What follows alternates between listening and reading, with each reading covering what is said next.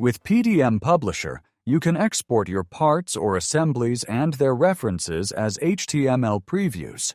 This feature exports the eDrawings HTML preview and requires eDrawings Professional to be installed.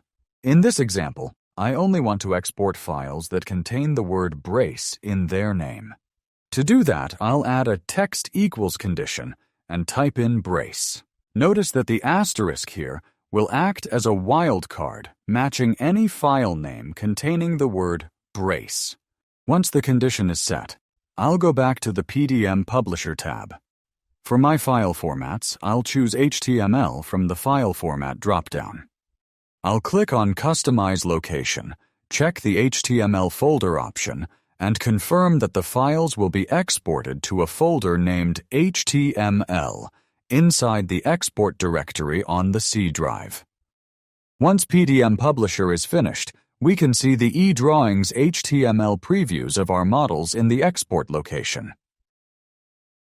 You can start using the free PDMPublisher version today by going to pdmpublisher.com.